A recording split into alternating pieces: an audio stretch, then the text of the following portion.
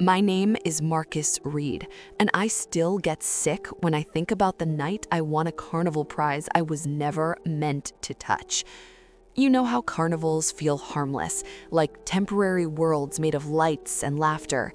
That's what makes what happened to me so much worse. I thought I was just winning a cheap prize, something forgettable you toss in a drawer. Instead, I learned that some games don't give out toys, they give out warnings. The moment I opened that bag, my body reacted before my brain could. My stomach twisted, my throat burned, and I dropped to my knees right there on the gravel. People think fear screams, but real terror silences you completely.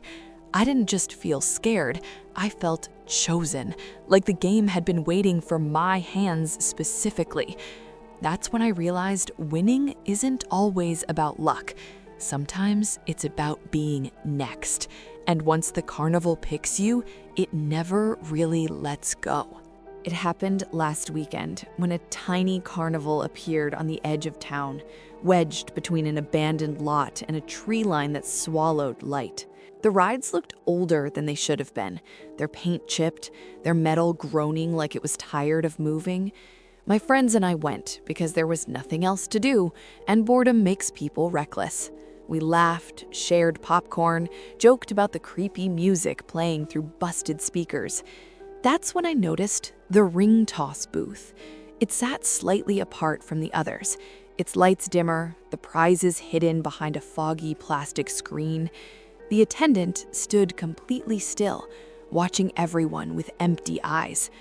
I picked up a ring, tossed it casually, and nailed it on the first try. My friends cheered, surprised, clapping me on the back. The attendant reached under the counter and handed me a small brown bag. It was heavier than expected, warm in my palm. I assumed it was candy, maybe a novelty prize. I should have asked questions.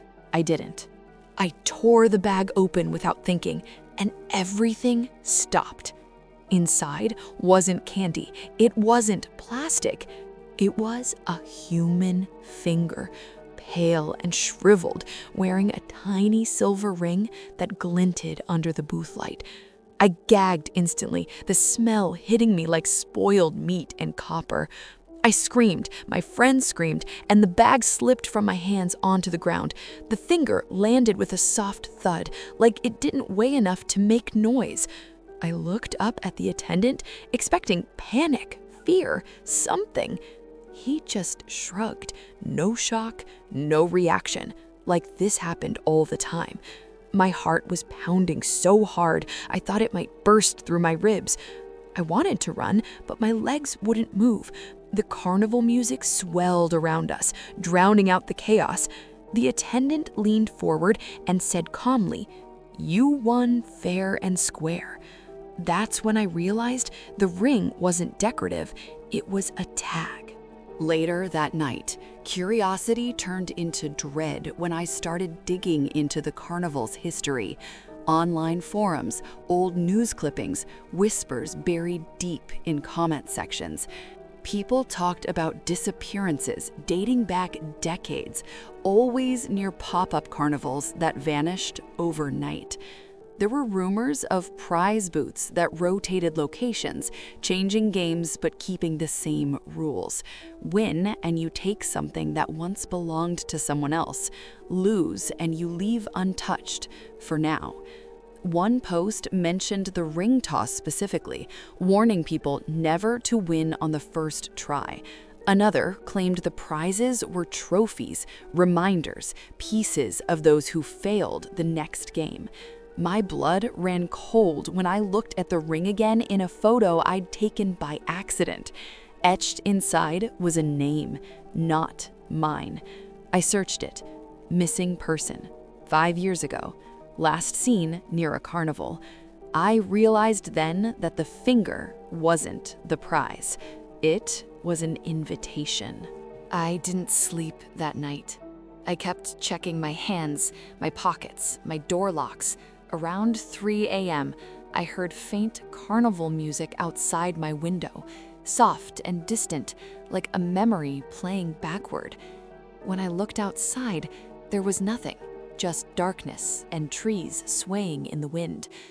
By morning, the carnival was gone.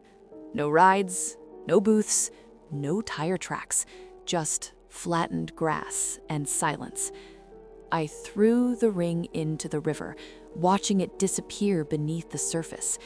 I thought that would be the end of it, but sometimes I feel something brushing my finger, like a phantom weight where a ring should be.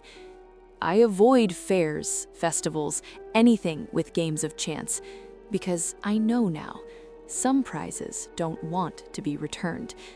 They want to be replaced, and somewhere another booth is waiting for another winner. So tell me, have you ever won something that felt wrong the moment you touched it? Or would you have walked away before opening the bag? Drop your answer in the comments. I want to know. And if you want more cinematic horror stories that linger long after the lights go out, subscribe to the channel, turn on notifications, and join me again soon. Because at the Carnival of Nightmares, the games never really end.